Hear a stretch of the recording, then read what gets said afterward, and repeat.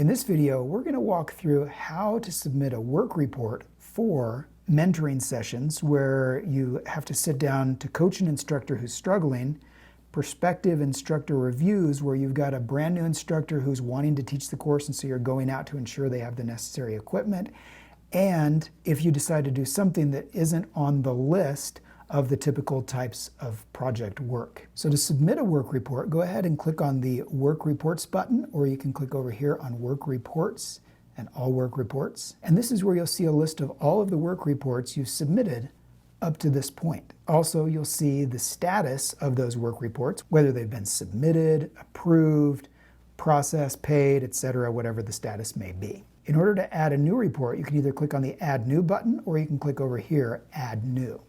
Click up here. Now, before you complete a work report, be sure that you check the guidelines here on the concurrent enrollment website. So we'll click on this link. And here it takes you to the CE work report page on our website. Down towards the bottom, you'll see the standard times. So you want to make sure that for any of the work that you do, you're close to the standard times. If for a legitimate reason you need to exceed the standard time, that's okay.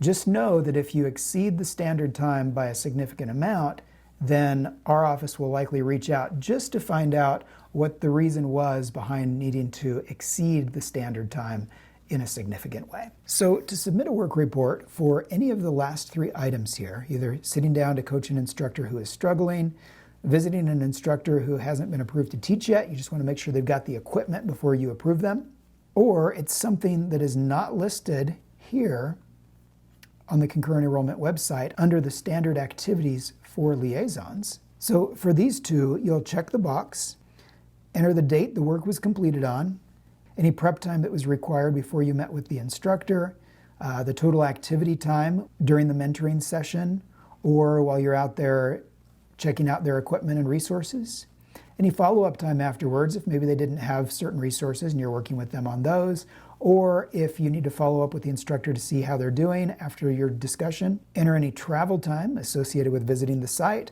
and then a description of what occurred during the mentoring session or when you're out there visiting their class. So a paragraph or two should be sufficient. And then last of all, the course and the teachers if applicable. Now, if up here you're visiting an instructor who hasn't been approved, then of course you won't be able to check the teacher because they won't be in our system yet. But check the courses, check the teachers if you can, and then check whether it's submitted as paid or unpaid work. Now, the last one up here, I did something else.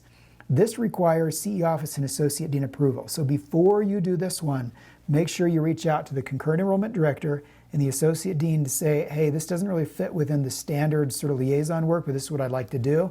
And if both the Associate Dean and the director are fine with it, they'll give you the approval, you'll check this, you'll fill out the form, and then you'll add a description of the work that you did so we have documentation of that, the courses, the instructors, and submit that. And then after that, if you have any additional documentation you want to upload, then you can upload that as well.